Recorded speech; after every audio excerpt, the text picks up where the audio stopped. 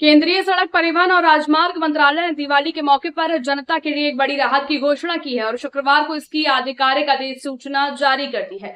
नए नियम के तहत उन वाहनों के लिए जो फास्टैग लगे न होने या फास्टैग में पर्याप्त बैलेंस न होने के कारण टोल पर आते हैं, अब दोगुना भुगतान नहीं करना होगा, बशर्ते वे भुगतान यूपीआई यानी कि यूनिफाइड पेमेंट इंटरफेस के जरिए करें। मंत्रालय ने स्पष्ट किया है कि ऐसे मामलों में अब शुद्ध टोल का 1.25 गुना ही लिया जाएगा, जबकि पहले की व्यवस्था में नकद भुगतान पर 2 गुना शुल्क वसूला जाता था। उदाहरण के तौर पर यदि किसी श्रेणी के वाहन का सामान्य टोल 100 रुपए है और वह वाहन बिना फास्टैग या बिना सक्रिय फास्टैग के टोल प्लाजा में प्रवेश करता है तो पहले नकद स्थिति में 200 रुपए देने होते थे। नई व्यवस्था में वही वाहन यदि यूपीआई द्वारा भुगतान करता है तो उसे केवल 125 रुपए ही देने होंगे।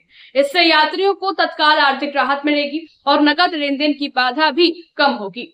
साथ ही टोल प्लाजा पर भी भुगतान प्रक्रिया में तेजी आएगी। इसके अलावा मंत्रालय ने यह भी कहा कि अगर टोल प्लाजा पर इलेक्ट्रॉनिक टोल संग्रहण व्यवस्था में किसी तकनीकी कारणवश खराबी आ जाती है और फास्टैग के जरिए शुल्क वसूल करना संभव नहीं होता तो उस वाहन को बिना टोल शुल्क के आगे जाने की अनुमति दी जाएगी। इस स्थिति में शून्य लेन देन यानी कि जीरो ट्रांजैक्शन की रसीद जारी की जाएगी ताकि बाद में किसी प्रकार का विवाद ना हो और पारदर्शिता बनी रहे।